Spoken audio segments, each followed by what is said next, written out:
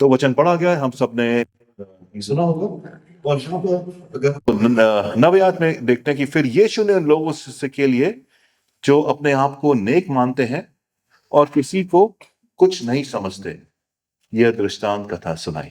जो अपने आप को ही सब समझते हैं और दूसरों को कुछ नहीं समझते हैं, ठीक है, तो फिर एक कथा सुनाई।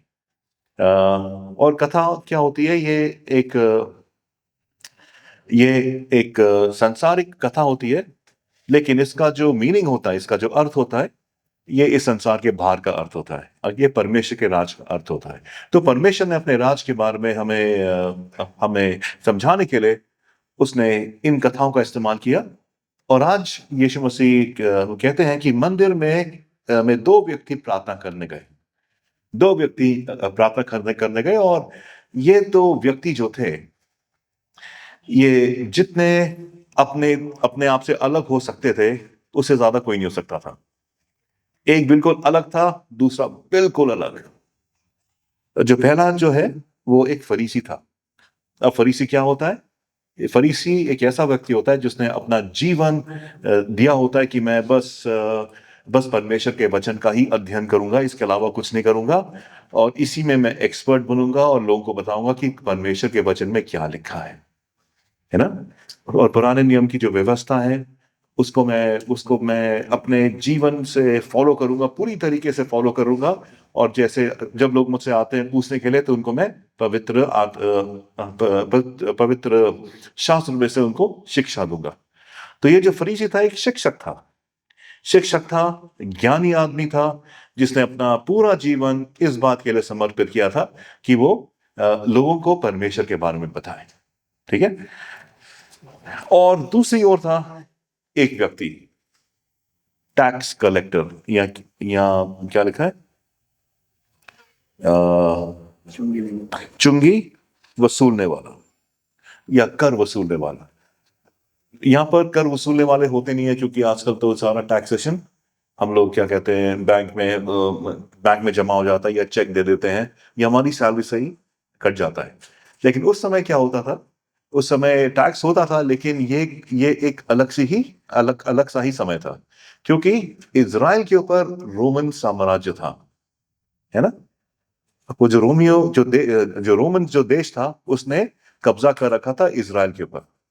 और इज़राइल के ऊपर उन्होंने क्या किया था कि हम आपको अपने हम आपके अंदरूनी मामले में हम लोग दखल नहीं देंगे।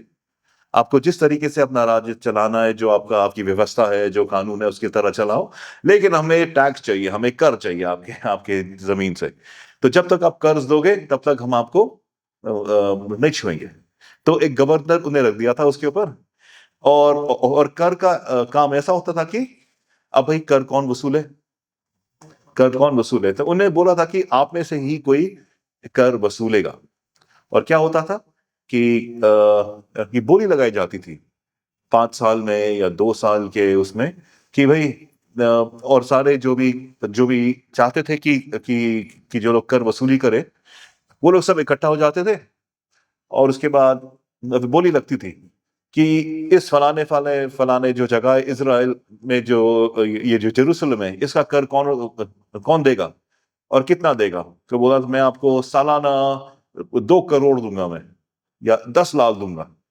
कोई बोलता, नहीं नहीं, मैं आपको 2.5 करोड़ दूंगा। कोई बोलता, मैं आपको 3 करोड़ दूंगा। 3 करोड़ 1, 3 करोड़ 2, 3 करोड़ 3, खत्म। अब जिसने 3 करोड़ की बोली लगाई है, उसका काम होता था कि वो साल में सारे लोगों से इतना कर इकट्ठा करे, ताकि वो 3 करोड़ रोमन साम्राज्य को दे सके। और उसको 3 करोड़ नहीं, उसको ज्यादा पैसे चाहिए थे, नहीं, क्योंकि फिर उसका क्या फायदा होगा। तो लोगों से ज्यादा कर वसूलता था, ताकि उनको दे दे और उसके पास भी काफी पैसा बच जाए। और ये कौन थे? ये इज़राइल के ही लोग थे।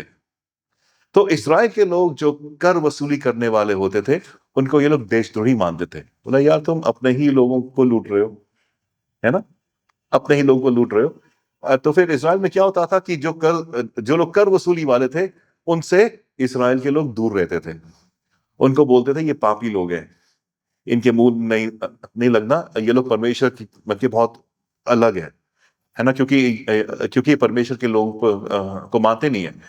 तो फरीसियों ने क्या किया था, उनने कर वसूली लोगों को बोल दिया था कि आप भवन के अंदर आ नहीं सकते हो, आप बाहर हो। इसलिए जब यीशु मसीह जब कर इकट्ठा करने वालों के बीच में जब वो घुसते थे, बातचीत करते थे, उनके साथ खाना खाते थे, तो फिर एक हलचल सी मच जाती थी कि हमारे यीशु मसीह क्या ऐसे पापियों के बीच में खाना खा रहा है, ऐसी बात थी। तो यहाँ पर जब जब यीशु मसीह ने ये कहा दृष्टांत कि एक जगह तो फरीसी था और दूसरा एक कर वसूली करने वाला, तो सबने सोचा होगा भाई कर वसूली के वाले के बारे में बहुत बुरा कहेंगे यीशु मसीह, लेकिन जो फरीसी है उसकी तारीफ करेंगे, उसकी वाह वाह करेंगे। लेकिन हुआ क्या, फरीसी खड़ा हुआ और प्रार्थना करने लगा, हे परमेश्वर, मैं तेरा धन्यवाद करता हूं कि मैं दूसरे लोगों जैसा डाकू, ठग और व्यभिचारी नहीं हूं, और ना ही इस कर वसूली करने वाले जैसा हूं। नहीं तो क्या प्रार्थना करी उसने, उसने ये करा कि मैं आपका धन्यवाद देता हूं कि मैं पापी नहीं हूं, कि मैं पापी नहीं हूं। मतलब उसको पता था कि वो बहुत अच्छा व्यक्ति है, उसके मन में यह था कि मैं बहुत ही अच्छा व्यक्ति हूं। तो क्या होता है कि हम लोग कभी कभार क्या करते हैं, अपने मन में हम मान लेते हैं कि अच्छा व्यक्ति कौन होना चाहिए, है ना, वचन को छोड़ के एक अच्छा व्यक्ति कैसा होना चाहिए, और वैसा हम लोग बन जाते हैं। है ना, ना औरों से पूछते हैं ना परमेश्वर से पूछते हैं, अपने मन में हमने एक डायग्राम बना लिया कि एक अच्छा व्यक्ति ऐसा होना चाहिए, और हम उसी में वैसे ही बन जाते हैं। क्योंकि कोई भी अपने आप को कहेगा नहीं कि मैं बुरा व्यक्ति हूं। अगर चोरी करते पकड़े जाते हैं तो बोलते हैं अरे सब तो करते हैं, मुझे क्या पता था कि ये चोरी है। ना रेड लाइट जंप कर लेते हैं, अरे सब तो कर रहे थे, और फिर आपकी रेड लाइट कभी ठीक होती भी है ना। उल्टा चोर कोतवाली को डांटे, है ना। तो हम अपनी गलती नहीं मानते हैं। हम लोग ज्यादातर क्या करते हैं, हम लोग अपने आप को सही समझते हैं, अपने आप को सही समझते हैं, हर एक उसमें हम लोग अपने आप को सही समझते हैं। अगर हमने गुस्से में किसी को गाली दे दी तो हम बोलते हैं कि भाई परिस्थिति ऐसी थी, मुझे उसने इतना उकसा दिया कि मुझे गाली देना ही पड़ा, मेरी गलती नहीं है, मुझे इतना उकसाया गया था, है ना। तो ऐसा होता है कि हम लोग अपने अपने आप को हम लोग सोचते हैं कि हम लोग बिल्कुल सही हैं, गलती है और उन्हें गलती है। जैसे ये फरीसी कर रहा था, अपनी जो भी गलती है उसको नहीं समझ में आ रही थी, लेकिन औरों की गलती उसको दिख रही थी, और अपने मन में अपने दिमाग में वो बिल्कुल सही, जो वो सोच रहा था कि मैं बिल्कुल सही कर रहा हूं। वो क्या कर रहा था कि मैं सप्ताह के 2 बार उपवास करता हूं। साल में 1 बार उपवास करने के लिए कहा था, लेकिन वो सप्ताह में 2 बार उपवास करता है, ज्यादा करता है। और क्या करता है, मैं अपने सब कमाई का सब कमाई का 10वां भाग भी देता हूं। तो मतलब जो भी कमाई होती है उसका 10वांश भी देता है। और इतना करता है कि अगर मैं बाजार जा रहा हूं और मुझे 100 रुपए का नोट पड़ा मिले और आसपास कोई भी नहीं है, मैं पूछूंगा भाई ये 100 रुपए का नोट किसका है, ये 100 रुपए का नोट किसी का नहीं है, तो मैं अपनी जेब में रखता हूं और संडे को 10 रुपए उसमें से निकाल के चर्च में देता हूं। जो मुझे मिला है उसका भी 10वांश परमेश्वर को दिया गया है ना। अगर अगर किसी ने आपको गिफ्ट दिया है, अगर आपको किसी ने 10 भेड़ गिफ्ट दे दिया, तो उस 10 में से एक निकाल के मैं परमेश्वर को दे दूंगा। इतना इतना इतना इतना व्यक्ति सच्चा व्यक्ति, है ना। लेकिन ये क्या था कि हमेशा ये अपने बारे में ही सोचता रहता था, औरों के बारे में नहीं, अपने बारे में। अपना उसने जैसे एक मैप बना लिया था कि अच्छा व्यक्ति कौन होना चाहिए, उसी में अपने आप को फिट करा था, ठीक है। और लेकिन इसकी प्रार्थना में इसने इसके आगे कुछ नहीं बोला, है ना। बस ये बोला कि मैं तेरा धन्यवाद करता हूं कि दूसरे लोगों जैसा डाकू, ठग और व्यभिचारी नहीं हूं, और ना ही इस कर वसूली करने वाला जैसा हूं। ओके। तो कभी कभी हम लोग जैसे हम बाइबल स्टडी करते हैं और घरों में जाते हैं या चर्च में जाते हैं, फिर हम पूछते हैं कि भाई आपके आपके लिए प्रार्थना का कोई विषय है कि नहीं, है ना। यहाँ भी पूछते हैं भाई कोई प्रार्थना का विषय है तो बताइए। तो बहुत से लोग तो शर्म के मारे बोलते नहीं है कि मैं बोलूंगा, मैं पता नहीं मैं सही बोल पाऊंगा या नहीं बोल पाऊंगा, है ना। बहुत लोग नहीं बोल पाते और औरों के बीच में, लेकिन बहुत से लोग होते हैं जो बोल सकते हैं, लेकिन वाकई उनके पास प्रार्थना का कोई विषय होता नहीं है। उनके पास प्रार्थना का विषय क्यों नहीं होता है? क्योंकि वो दोस्त है मुझे सब आता है, मैं अपना जीवन चला सकता हूँ मुझे किसी की आवश्यकता नहीं है ना। मुझे प्रार्थना करने की आवश्यकता नहीं है, मैं सब कर सकता हूँ। जो मैं नौकरी कर रहा हूँ उसमें मैं एक्सपर्ट हूँ, मेरा बॉस बोलता है बहुत अच्छा काम कर रहे हो, मैं खुश हूँ, है ना। मेरी पत्नी भी बोलती है कि तुम अच्छे पति हो, तुम्हें सब पता है क्या करना चाहिए। रिश्तेदार भी बोलते हैं कि तुम अच्छे व्यक्ति हो, सबको पता है। परमेश्वर की आवश्यकता ही नहीं है। पिछले हफ्ते हमने क्या देखा था? मन का दीन होना, कि परमेश्वर के पीछे जो चलते हैं हम ऐसा, हमें मन को ऐसा होना चाहिए कि परमेश्वर के बगैर मैं कुछ हूं ही नहीं। हर एक काम के लिए मुझे परमेश्वर चाहिए, बिना परमेश्वर के मैं गड़बड़ कर बैठूंगा, मैं गलती कर बैठूंगा। इसलिए बहुत से लोग प्रार्थना के विषय नहीं बोलते, क्योंकि उनको पता है, उनको नहीं पता सच्चाई के बारे में। वो चाहते हैं कि वो खुद कर सकते हैं, और यही गड़बड़ी इस फरीसी ने की थी। सब पता है, मैंने बाइबल पढ़ रखी है, मुझे पता है क्या लिखा है और मैं वो करता हूं, तो मैं सही। लेकिन ये परमेश्वर ने क्या बोला, यीशु मसीह ने क्या बोला बाद में? मैं तुम्हें बताता हूं, ये मनुष्य नेक ठहराया जाकर अपने घर लौटा, ना कि वो दूसरा। क्योंकि ये जो फरीसी था, इसकी दुआ में कोई दम नहीं था। परमेश्वर ने इसकी दुआ को नहीं स्वीकारा। क्यों नहीं स्वीकारा?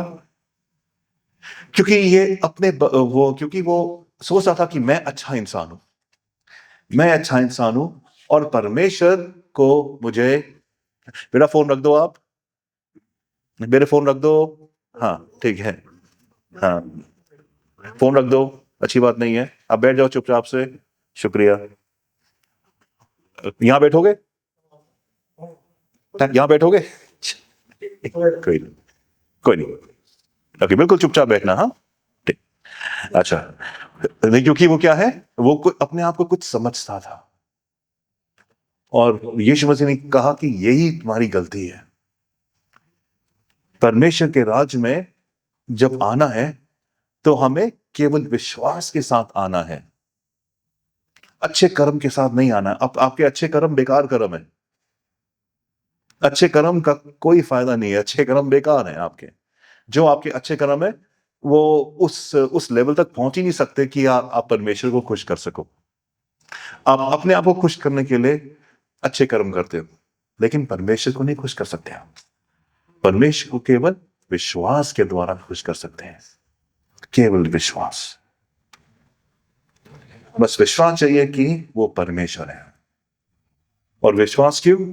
क्योंकि अगर आप परमेश्वर पर विश्वास करेंगे, अगर आप जानेंगे परमेश्वर कौन है, तभी आप एक अच्छे व्यक्ति बन पाओगे। तभी परमेश्वर आपके अंदर होगा और आपके जीवन में बदलाव आएगा।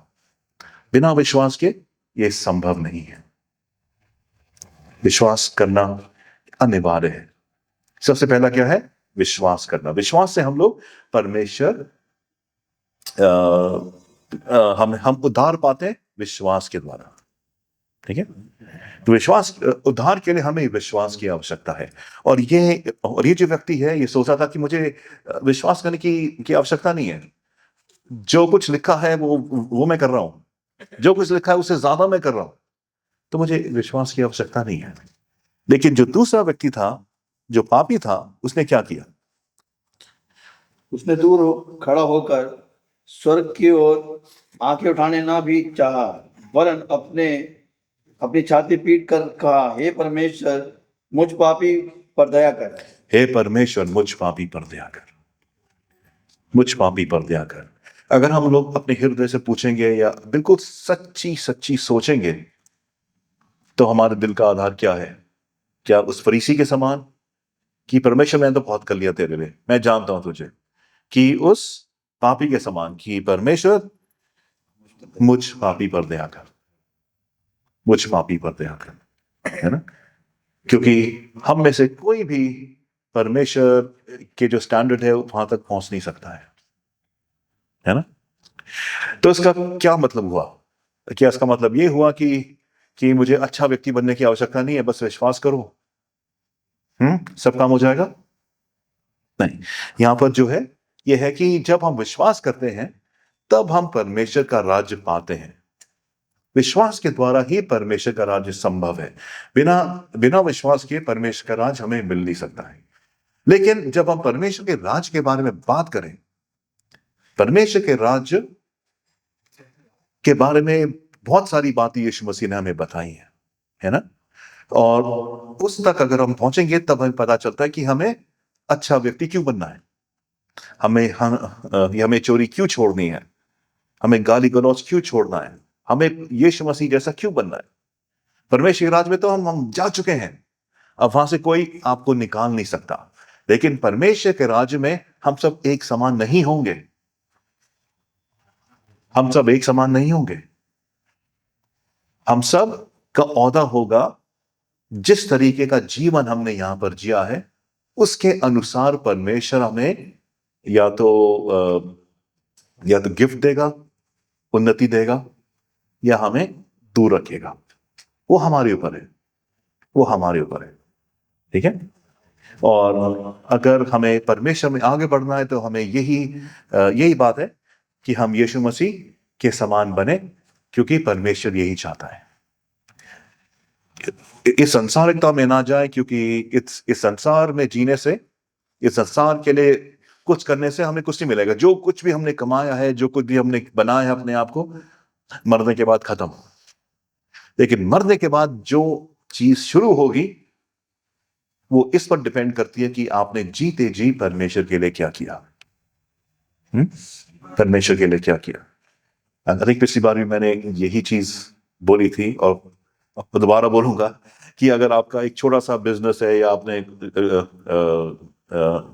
कोई कोई धंधा शुरू किया है और कुछ लोगों को आपने लिया है अपने लिए काम करने के लिए, ठीक है, और आपने एक अकाउंटेंट को ले लिया कि जो आपका अकाउंट मैनेज करे, आपके पैसे गिने और फाइल करे, ये सब। अब 1-2 महीने के बाद आपको पता चलता है कि आपका अकाउंटेंट है वो चोरी कर रहा है, कुछ कुछ पैसे निकाल लेता है वो, ज्यादा नहीं, कभी 500 रुपए निकाल लिए, कभी 600 रुपए निकाल लिए, कभी 200 रुपए निकाल लिए, और आपको पता है। आप उसको बोलते हो भाई ये क्या कर रहे हो, ऐसा तो नहीं करना आपको, और आप अच्छे व्यक्ति हो, आप बोलते हो चलो मैंने माफ कर दिया, आगे से नहीं करना। लेकिन वो सुनता ही नहीं है। अगले महीने फिर उसने कुछ घोटाला कर दिया, और आप एक अच्छे व्यक्ति हो, आप चाहते नहीं हो कि आप उसको नौकरी से निकालो ताकि ताकि वो बर्बाद हो जाए। आप करने देते, चलो कर लो, मतलब मुझे पता है, लेकिन लेकिन बार बार आप मौका दे रहे हो, मौका दे रहे हो, मौका दे रहे हो, ठीक है, और वो चोरी कर रहा है और आपको पता है, ठीक है, और आप एक बहुत ही अच्छे व्यक्ति हो, आप एक्शन नहीं ले रहे हो, उसको मौके पे मौका दे जा रहे हो। अब आगे चल के आपकी बिजनेस बहुत बड़ा हो गया, और आपको एक एक बहुत ही बड़ा अफसर चाहिए, एक फाइनेंशियल एडवाइजर चाहिए, जो जो जो फाइनेंस को जानता हो अच्छी तरीके से। तो जो आपका अकाउंटेंट है, क्या आप उसको वो दर्जा दोगे? क्यों? क्योंकि अभी भी वो चोरी कर रहा है, अभी भी चोरी कर रहा है। अगर वो पहली बार चोरी बोलता कि अब से नहीं करूंगा चोरी, और नहीं करता चोरी, और बिल्कुल वफादार होता, तो जरूर बोलता भाई इतने साल से मेरा काम कर रहा है, इसी को मैं आगे बढ़ाऊंगा, है ना। लेकिन वो चोरी कर रहा है तो उसका मौका नहीं मिलेगा, क्योंकि अभी तो कुछ ज्यादा फर्क नहीं पड़ रहा है, लेकिन जब बहुत बड़ी कंपनी बन जाती है तब बहुत फर्क पड़ेगा। तब मुझे पूरी तरीके का वफादार इंसान चाहिए। तो यीशु मसीह ने अपने दृष्टांत में यही कहा है कि तुम इस संसार की चीजों में जो वफादार नहीं पाया जाता है, उसको आने वाले राज्य में सच्चा धन कौन देगा? सच्चा धन कौन देगा? मतलब अगर हम लोग इस जीवन में यीशु के प्रति ईमानदार नहीं रहते, वफादार नहीं रहते, तो हमें सैल्वेशन तो मिल चुका है, हम परमेश्वर के साथ रहेंगे, लेकिन परमेश्वर के साथ हम उस तरीके से नहीं रह पाएंगे जिस तरीके से हम रह सकते थे। हम लोग परमेश्वर के दूर होंगे, सैल्वेशन होगा है, लेकिन हम लोग दूर रहेंगे। स्वर्ग में फाटक है, फाटक मतलब फाटक कभी खुलेगा भी बंद होगा। तो जो लोग ऐसा है, जो लोग परमेश्वर को के समान नहीं बन पाए, वो लोग फाटक के दूर रहेंगे।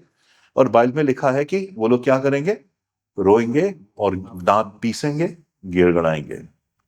वो नरक नहीं है, और नरक तो उन लोगों के लिए जो परमेश्वर को जानते ही नहीं है, या जिन लोगों ने परमेश्वर को छोड़ दिया। लेकिन जो विश्वासी लोग हैं उनमें ही है। तो आज हम लोग सोचते हैं कि अरे यार कोई बात नहीं,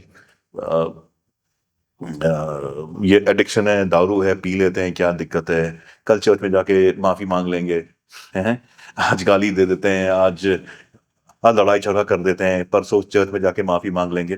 लेकिन आपको नहीं पता कि आप किस चीज से खेल रहे हो। आप अपने जीवन के साथ खेल रहे हो, और यही चीजें करते करते आपकी आदत बन जाएंगी। फिर आप आदत छोड़ नहीं पाओगे, और आदत छोड़ नहीं पाओगे तो परमेश्वर के भवन में जहां पर आप हो सकते थे, उससे आप वंचित रह जाओगे, उससे वंचित रह जाओगे। तो क्या है, एक छोटी सी भूल के पीछे आपका सारा आने वाला भविष्य बेकार होने वाला है।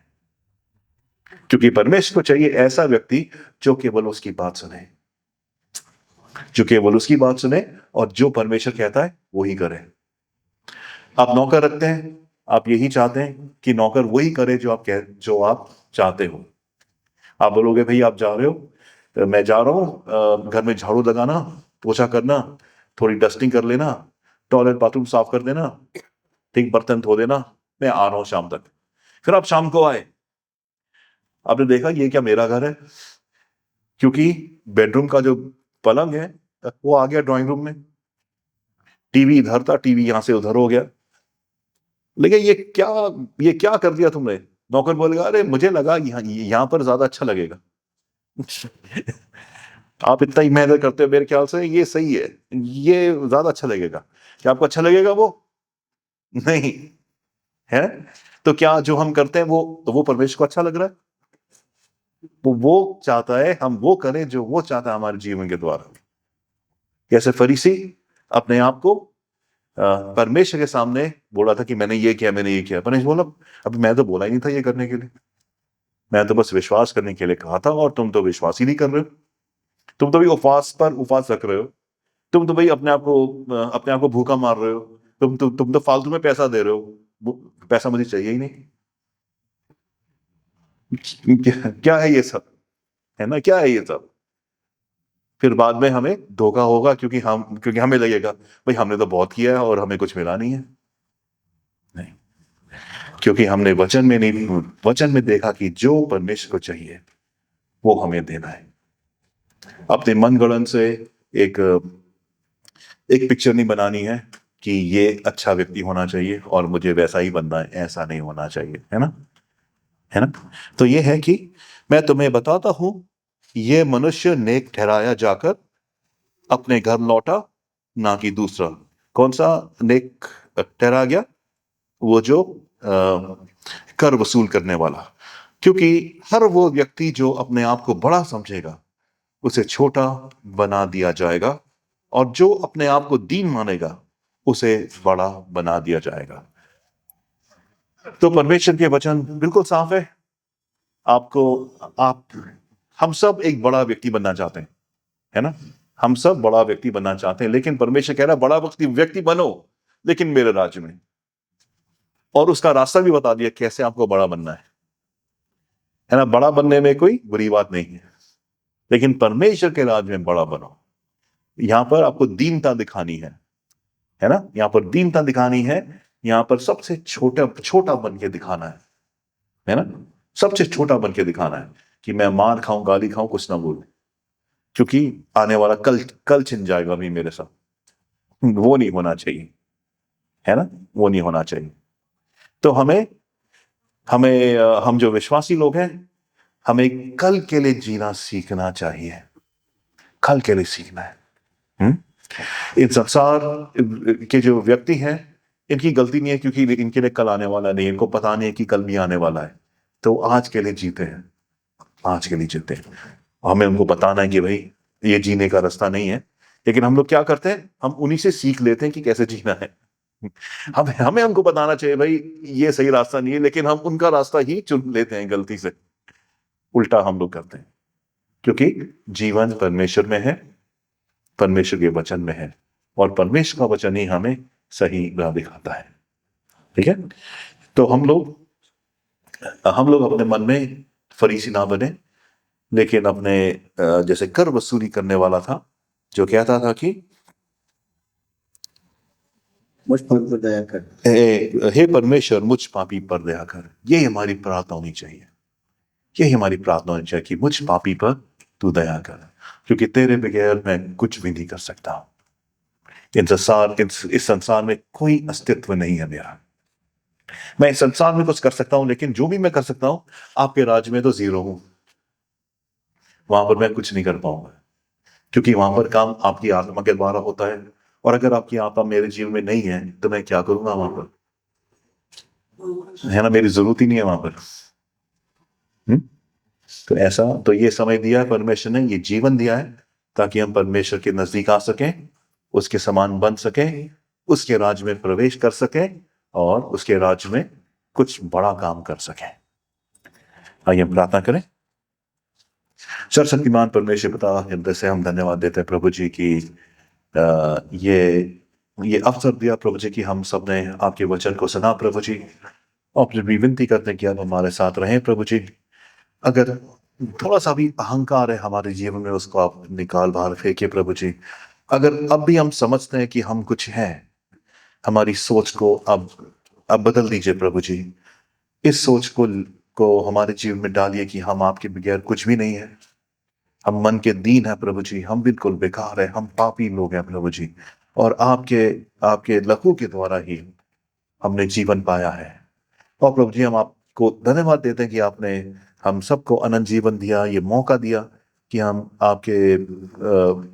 आपके साथ रह सकें प्रभु जी। लेकिन प्रभु जी ये तो बस शुरुआत है। हमें आप हमारे हमारे मन को आप बना के रखिए कि हमें आपके आपके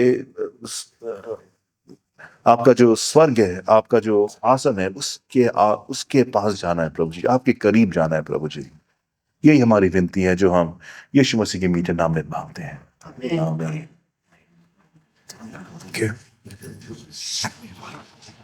Thank you.